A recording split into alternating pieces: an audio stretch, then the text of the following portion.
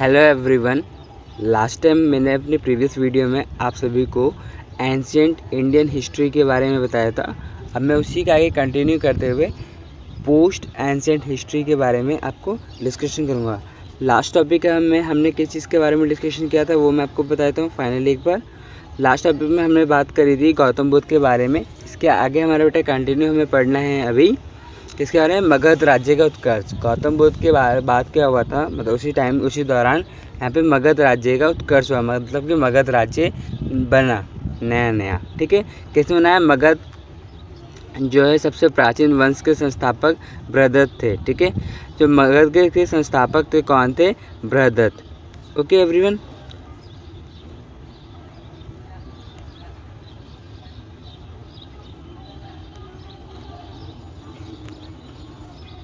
चलो तो देखिए यहाँ पे मगध के प्राचीन वंश के संस्थापक कौन है? बृहदत्त नाम के व्यक्ति थे। इन्होंने अपनी राजधानी किसको बनाई? गृहब्रज को बनाई, जो कि आज के युग में राजगृह के नाम से भी जानी जाती है। जरासंध बृहदत्त का पुत्र था। ठीक है, जरासंध बृहदत्त का पुत्र था। हरेक वंश के संस्थापक बिंबिसार मगध की गद्दी पर 544 ईस्वी पूर्व में बैठे थे। ठीक है, जो हरेक वंश के संस्थापक थे बिंबिसार, वो मगध की ही गद्दी पर 544 ईसा पूर्व बैठे थे बौद्ध ग्रंथों के अनुसार। ओके, वह बौद्ध धर्म का अनुयायी था। कौन अनुयायी था यहाँ पे? बिंबिसार बौद्ध धर्म को मानने वाला था। वो प्रथम भारतीय राजा था जिसने प्रशासनिक व्यवस्था पर बल दिया। वो पहला ऐसा राजा था जिसने प्रशासनिक व्यवस्था पे ज़्यादा बल दिया। प्रशासनिक व्यवस्था मतलब कि एडमिनिस्ट्रेटिव ऑफिस, जैसे आजकल आप देखते हैं कि ऑफिस में काम का एक सिस्टम बनाया गया, उस सिस्टम को फॉलो करने वाला पहला राजा था। बिंबिसार ने राजगृह का निर्माण कर उसे अपनी राजधानी बनाई। उसने किसको बनाया? राजगृह नाम का एक प्लेस बनाया, उसको अपनी उसने राजधानी बनाई। बिंबिसार ने मगध पर करीब 52 वर्षों तक शासन किया। मोस्ट इंपॉर्टेंट, बिंबिसार ने कब कितने साल शासन किया? 52 साल तक शासन किया। 52 मतलब 52। बिंबिसार की हत्या उसके पुत्र अजातशत्रु ने कर दी। मोस्ट इंपॉर्टेंट क्वेश्चन है हिस्ट्री के क्वेश्चन के अकॉर्डिंग, एग्जाम के अकॉर्डिंग, कि बिंबिसार की हत्या किसने की? अजातशत्रु ने। ठीक है, वो 493 ईसा पूर्व में मगध की गद्दी बैठा, हत्या करके अपने पिता की गद्दी पर बैठ गया। कौन? अजातशत्रु। ओके, फिर अजातशत्रु ने 32 वर्षों तक मगध पर शासन किया। 461 ईस्वी पूर्व में अपने पिता की हत्या कर उदयन मगध की गद्दी बैठा। अब देखिए, बिंबिसार का बेटा अजातशत्रु ने उसकी हत्या की। अब अजातशत्रु का बेटा कौन? उदयन ने भी अपने पिता की अजातशत्रु की हत्या करी। कब करी? 461 ईस्वी पूर्व में। फिर उदयन मगध की राजगद्दी पे बैठ गया। उदयन ने क्या किया? पाटलिग्राम नाम की स्थापना करी। वह जैन धर्म का अनुयायी था। वो किसको मानता था? जैन धर्म को मानता था। वहीं पे जो बिंबिसार थे किसको मानते थे? बौद्ध धर्म को मानते थे। ओके, चलिए आगे बात करते हैं। इसके बाद कंटिन्यू बेटा, देखिए मोस्ट इम्पॉर्टेंट से अभी आने वाली है आपके पास।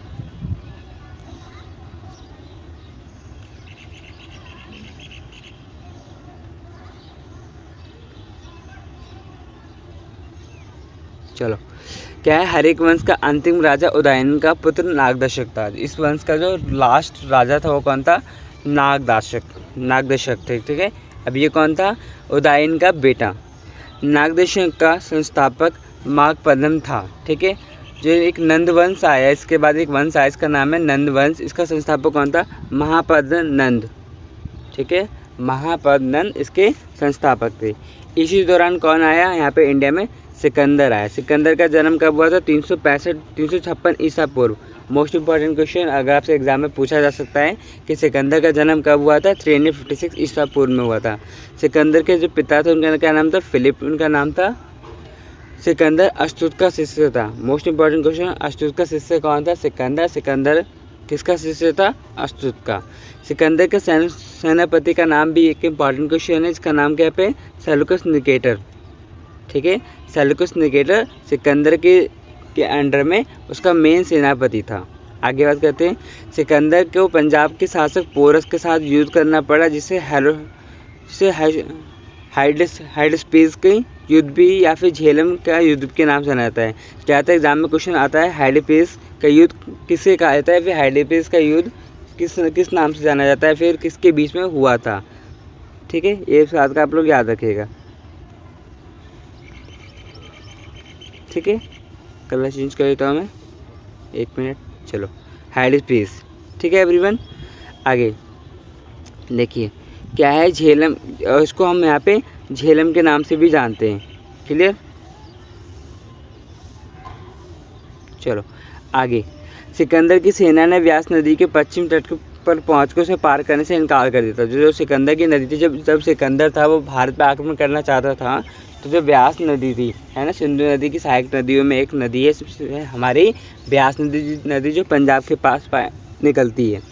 उस नदी को क्रॉस करने के लिए जो सिकंदर की टीम थी वो क्या थी, तैयार नहीं हुई। ऐसा क्यों? क्योंकि उसी दौरान भारत की तरफ से जो राजा थे उन्होंने उधर की सेना में यह अफवाह फैला दी थी कि जो भी नदी के उस पार जाएगा उसकी मृत्यु खुद पे खुद हो जाएगी। इस डर के कारण उसके सभी सेनाओं ने जाने से मना कर दिया और इसी कारण से सिकंदर ने भारत पर आक्रमण नहीं कर पाया था। उसके बाद क्या हुआ, सिकंदर यहाँ से फिर वापस चला गया, मगर उसका जो ये था सेनापति ये वापस नहीं गया, सेल्यूकस निकेटर। इसकी कहानी भी आपको आगे बताऊंगा। इसी दौरान क्या हुआ, सिकंदर यहाँ से वापस चला गया, तो वापस जाते समय रास्ते में उसकी मौत हो गई। कहाँ पे? 323 ईसा पूर्व में बेबीलोन नाम की जगह में 33 वर्ष की अवस्था में उसकी मृत्यु हो गई। ध्यान रहे उसकी मृत्यु बेबीलोन में हुई। कब हुई? 323 ईस्वी में। दोनों क्वेश्चन एग्जाम्स में बार बार आए जाते हैं। ठीक है।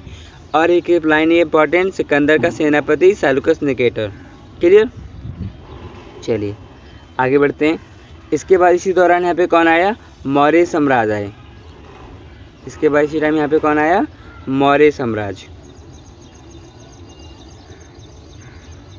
चलिए, मौर्य साम्राज्य के संस्थापक चंद्रगुप्त मौर्य थे।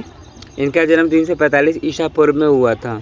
जस्टिन ने चंद्रगुप्त मौर्य को सेंट्रो कोर्टस कहा था। किसने? जस्टिन नाम के व्यक्ति ने उस चंद्रगुप्त मौर्य को सेंट्रो कोर्टस कहा था, जिसकी पहचान विलियम जोन्स ने चंद्रगुप्त मौर्य से की थी। ठीक है, जिसकी पहचान किसने की थी? विलियम जोन्स ने। ठीक है, आगे घनानंद को हराने में चाणक्य, कौटिल्य, विष्णुगुप्त ने चंद्रगुप्त मौर्य की मदद की थी। जब एक बार युद्ध हुआ था घनानंद और चंद्रगुप्त के बीच में, तो मदद किसने की थी? चाणक्य ने, जिनका अनदर नेम क्या है? कौटिल्य भी है और विष्णुगुप्त भी उनका दूसरा नाम है। तो आपसे पूछा जा सकता है चाणक्य का और क्या नाम था, कौटिल्य का और क्या नाम था, या फिर विष्णुगुप्त किससे कहा जाता था, उसने किस काम में मदद किया। ओके, जो बाद में चंद्रगुप्त का प्रधानमंत्री बना। इसी युद्ध में उनको मदद करने के लिए, चंद्रगुप्त को मदद करने के लिए जीतने के बाद चंद्रगुप्त ने उनको अपना प्रधानमंत्री बना दिया। ठीक है, आगे इसके द्वारा लिखी गई पुस्तक थी अर्थशास्त्र। जो ये थे, क्या नाम है इनका? आपके चाणक्य। इन्होंने किताब में, किसका नाम था? अर्थशास्त्र। इस किताब में उन्होंने राजनीति से संबंधित बहुत सारे विषयों पे चर्चा करी है। क्लियर। आगे बात करते हैं यहाँ पे।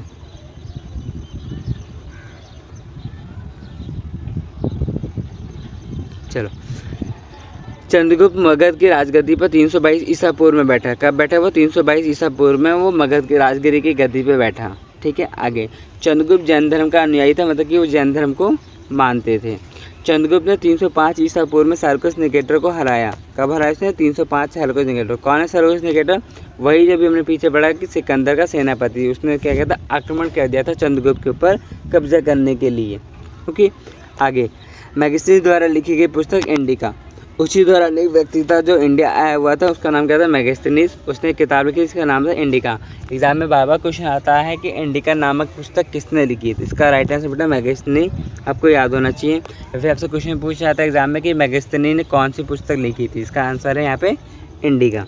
चंद्रगुप्त मौर्य की मृत्यु की 298 ईसा पूर्व में श्रवणबेला के में उपवास के द्वारा हो गई थी। फिर क्वेश्चन आपसे पूछा जाएगा कि चंद्रगुप्त की मृत्यु कब, कहाँ और कैसे हुई। तो उसकी मृत्यु बेटा 298 ईसा पूर्व में हुई। श्रवणबेल गोला नाम की जगह पर हुई और वो उस दौरान उपवास पे थे, इस कारण से उनकी मृत्यु हो गई। क्लियर, ये बात आपको याद होनी चाहिए। चलिए आगे बढ़ते हैं। इसके बाद नेक्स्ट है यहाँ पे बिंदुसार नाम के शासक।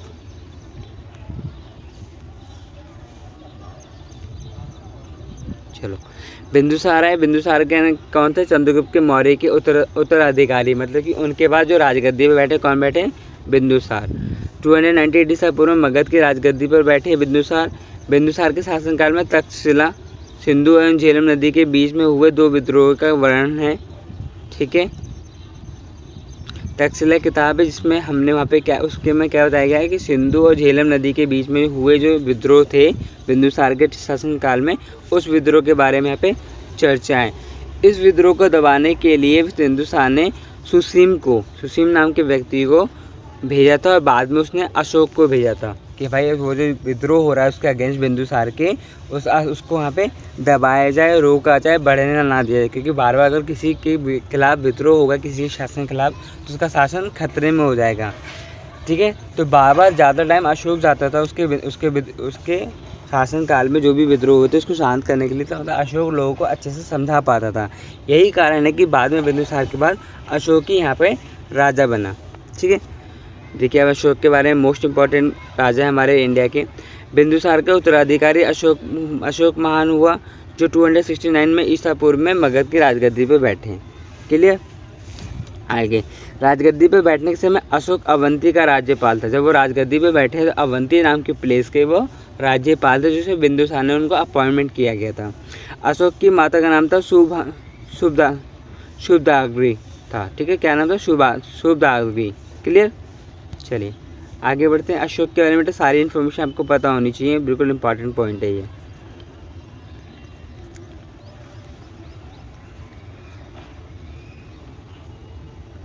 चलो आगे।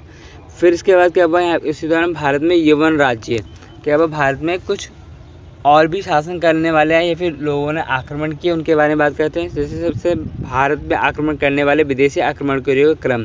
सबसे पहले भारत पे कौन आया? हिंदू आए, फिर यूनानी, फिर बेटा शकवंश, फिर पल्लव, फिर कुषाण।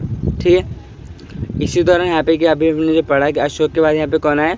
गुप्त साम्राज्य आया। तो गुप्त साम्राज्य आया, उसमें क्या मिला? गुप्त साम्राज्य का 3री शताब्दी में अंत के प्रयोग के निकट कौशाम्बी में हुआ। जो गुप्त साम्राज्य था वो कब आया? 3री शताब्दी के अंत टाइम पे कौशाम्बी में स्टार्टिंग हुई उनकी। गुप्त वंश के संस्थापक श्रीगुप्त को माना जाता है, जिनका बर्थ जिन्होंने कब से कब तक शासन किया था? 240 से लेकर 280 ईस्वी तक किया था।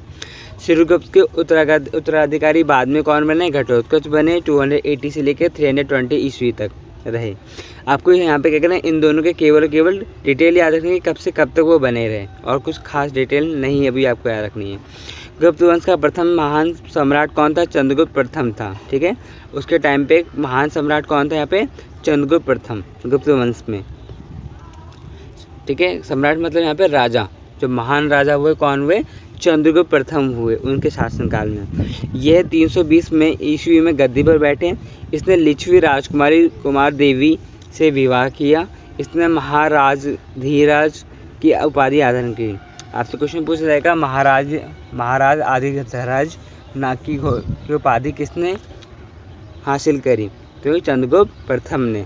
ठीक है, गुप्त संवत 319-320 की शुरुआत चंद्रगुप्त प्रथम ने की थी। जो गुप्त कैलेंडर था, गुप्त टाइम पीरियड था, किसने शुरुआत करी थी? चंद्रगुप्त प्रथम ने ही करी थी। कब? 319 ईस्वी में। आगे इसके बाद नेक्स्ट राजा है, उनका नाम था क्या? चंद्रगुप्त सेकंड के शासनकाल में ही क्या हुआ था?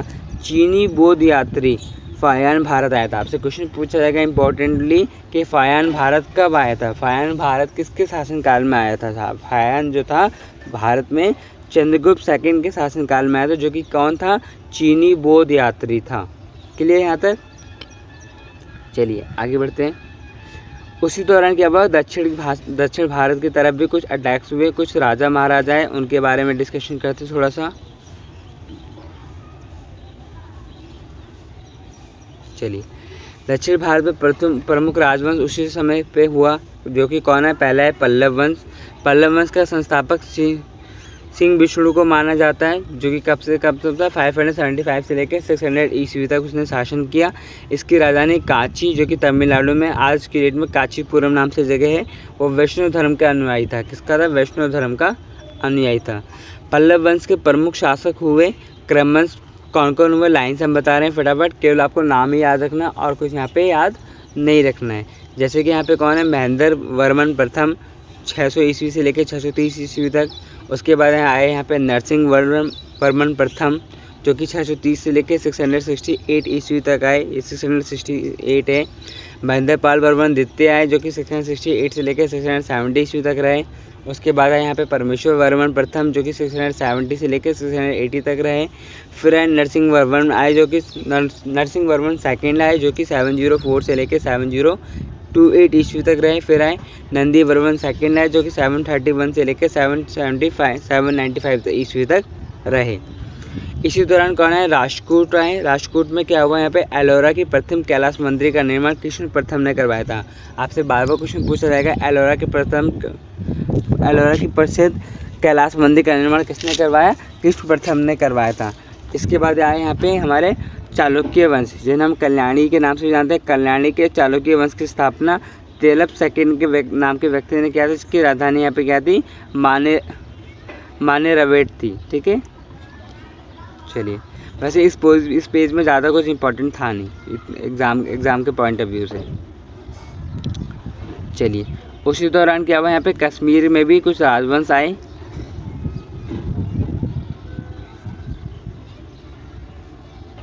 चलिए कश्मीर में राजवंश में क्या हुआ, कश्मीर में शासन करने वाले शासक वंश का अलग इस प्रकार है। हमने केवल यहाँ पे वंश के बारे में बात की कि कश्मीर के रिगार्डिंग क्वेश्चंस कम आते हैं वंश की अगर बात करी जाए, फिर प्रांतों में बात करी जाए नए वाले आएंगे जबकि मॉडर्न हिस्ट्री में जो भी क्वेश्चन आता है। जैसे कि कौन कौन से वंश आए थे वहाँ पे, कारकोट वंश, उत्पल वंश एंड लाहौर वंश। ठीक है, उसी दौरान यहाँ पे हमारे राजस्थान वाले एरिया में एक चौहान वंश थे, आपने बहुत नाम सुना होगा। चौहान वंश के संस्थापक कौन है, वासुदेव थे। इस वंश का प्रारंभिक राजधानी अहिछत्र थी। बाद में अजय राज द्वितीय ने अजमेर नगर की स्थापना की, उसे राजधानी बनाया। उसी दौरान चौहान वंश में एक राजा है अजय राज द्वितीय, जिन्होंने बाद में राजधानी किसको बनाई, अजमेर को। उससे पहले जो थे किसने संस्थापक, कौन के संस्थापक थे, वासुदेव, जिन्होंने किसको राजधानी बनाई थी, अहिछत्र को बनाई हुई थी। ठीक है, अढ़ाई दिन का झोपड़ा नामक मस्जिद शुरू में बृहराज IV द्वारा निर्मित एक विद्यालय था। ठीक है, अढ़ाई दिन का झोपड़ा जो बनाया गया था बृहराज IV ने बनाई थी, जो कि एक विद्यालय था। ठीक है, आजकल एक टूरिस्ट प्लेस के नाम से है वो, और वहाँ पे बाजार भी लगता है राजस्थान में। आगे बात करते हैं, पृथ्वीराज III इस वंश के अंतिम शासक थे। ठीक है, पृथ्वीराज III। चंद्रवदी पृथ्वीराज तृतीय का राजकवि था। जो चंद्रवदी था मोस्ट इंपॉर्टेंट व्यक्ति है, यहाँ पे बार बार क्वेश्चन आता है एग्जाम के में कि चंद्रवदी कौन थे, कहाँ पर थे, क्या उन्होंने क्या किया। तो चंद्रवदी पृथ्वीराज के शासनकाल में, पृथ्वीराज III के शासनकाल में एक राजकवि थे, जिन्होंने किताब लिखी थी पृथ्वीराज रासो। ध्यान रहे बार बार एग्जाम में क्वेश्चन आता है कि पृथ्वीराज रासो किताब किसने लिखी। ठीक है, तो इसमें क्या था कि पृथ्वीराज चौहान के बारे में पूरी हिस्ट्री थी, पूरी कहानी उन्होंने इनकी जीवनी के ऊपर बताया था। ओके, चलिए आगे बात करते हैं। रणथंभौर में के जैन मंदिर का शिखर पृथ्वीराज तृतीय ने बनवाया था। जो रणथंभौर में एक जैन मंदिर है उसका जो शिखर है, टॉप पॉइंट है, वो किसने बनवाया था, पृथ्वीराज तृतीय ने बनवाया था। तराइन का प्रथम युद्ध, ये दोनों युद्ध आपको याद होना चाहिए। तराइन का प्रथम युद्ध 1911 ईस्वी में हुआ, जिसमें पृथ्वीराज तृतीय ने गौरी को हरा दिया। अगेन फिर से हुई लड़ाई 1192 में तराइन का सेकंड युद्ध। इस लड़ाई में क्या हुआ, गौरी की विजय हुई, पृथ्वीराज की यहाँ पे हार हुई। इस हार के बाद पृथ्वीराज की मृत्यु हो गई। ओके एवरीवन, आगे बात करते हैं। यहाँ पे हमारी पोस्ट एंशिएंट हिस्ट्री खत्म हो चुकी है। मैं आपको नेक्स्ट वीडियो एक बनाऊंगा, उस वीडियो में आपको बताऊंगा मेडिवल इंडिया के बारे में कि कैसे भारत पे अरबों का आक्रमण हुआ। Thank you everyone.